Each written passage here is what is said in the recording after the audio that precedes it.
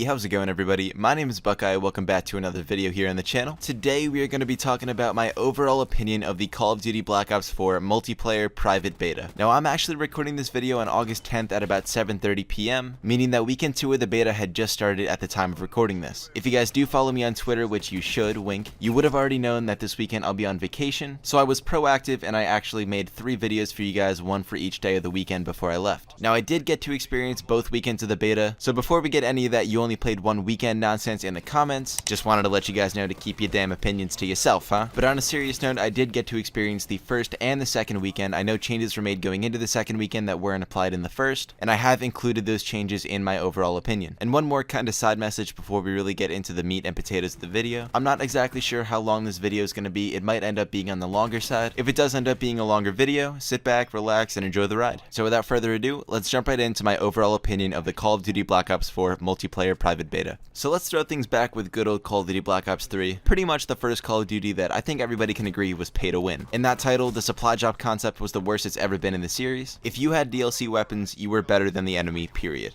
Now this sparked a ton of controversy inside the Call of Duty community. We had never seen anything like this. Call of Duty had never brought this option to us. Never before the supply drop system were we able to go out and spend real money to buy in-game weapons and defeat other players more easily. But aside from the absolute hell that the supply drop system brought, Black Ops 3 was an overall good game. The jetpack movement was nice and refreshing as opposed to the advanced warfare movement. The weapons at launch were pretty balanced before DLC weapons were added. But I think the thing that sets Black Ops 3 aside from the other Call of Duties the most is the maps. The maps inside of Call of Duty Black Ops 3 were absolutely outstanding, and I really think people underrate maps when they talk about how good a new Call of Duty is. Maps are the setting stone, maps are the playground for the player, maps are the environment that we're fighting in. It's an entire story that Treyarch wants us to understand. Black Ops 3's maps were absolutely phenomenal, and I feel like that led to a lot of the game's success. Now flash forward through Call of Duty Infinite Warfare and Call of Duty World War II, some definitely not as popular titles in the series. On August 3rd, the average Call of Duty player was able to play their first game of Call of Duty Black Ops 4. At launch, the game was amazing. The gameplay was smooth, the health was a huge change, but people were adjusting, the playing field was still even. Literally everybody was running around. That was the least amount of camping I've ever seen in day 1 of a beta. Everything was going so smoothly, and I absolutely loved the way the game felt during weekend 1 of the beta. Some weapons, such as the MX-9, were proving to be greater than others, some weapons were falling behind, but overall the game felt pretty balanced. The movement system was a ton like Black Ops 3, but the gunfights felt significantly better. The game ran smoothly with not a lot of lag, a little bit of frame drop was encountered, but it was nothing too game-breaking. In my personal opinion, weekend 1 of the Call of Duty Black Ops 4 beta was the first Call of Duty beta that we had gotten that the game felt complete. Like I said, there could be a little bit of weapon balancing, score streaks could use a small buff and a small nerf to the armor, and that's really pretty much all I could think of. This game felt nice, it felt smooth, and it felt complete. I was thoroughly satisfied with the way that the game felt after weekend 1. Now you guys may have picked up on me using the keywords weekend 1 a lot, and that is because in weekend 2, in my opinion, things took a turn for the worst. So in the patch notes of the second weekend of the beta, Treyarch stated that they would be nerfing the movement speed, and when they said that, they definitely were not kidding. They nerfed the jump height, they eliminated bunny hopping, they nerfed the slide distance, and they increased the healing cooldown. During weekend 2, the game felt so much more sluggish than it did during weekend 1. It felt like a different game. It almost felt like Treyarch was encouraging camping based on the movement system in weekend 2. I felt like my grandpa playing a 30-year-old Call of Duty game. All of a sudden, things went from heaven sent to, well, hell built. It honestly felt like they didn't listen to anything that we asked for, and they punished us by taking away our valuable movement system. Call of Duty is a super fast-paced game. You need to be able to move around the map super quickly. Jumping in and out of corridors and through windows, that's all part of the game, that's part of the play style. I think Call of Duty makes it in the esports scene because it's such a thinking required game. If you can outsmart your opponent, you can win any gunfight. And the way Treyarch is designing their game, they're making it the opposite. With a slow movement system, it makes it harder to have a higher KD, it makes it harder to get kill streaks, it makes it harder to get an insanely high kill gameplay. It literally makes life on a YouTuber a million times harder. And life on the average player too. Treyarch, if you're listening, I'm not asking you to be Mario Andretti doing Mach 5 with our hair on fire. I just want to be able to move around the map before the match ends. As far as maps go in this game, I think they're again really well built. A common theme with Treyarch seems to be very well built maps. Treyarch is very good at designing and constructing maps. Weapon balancing feels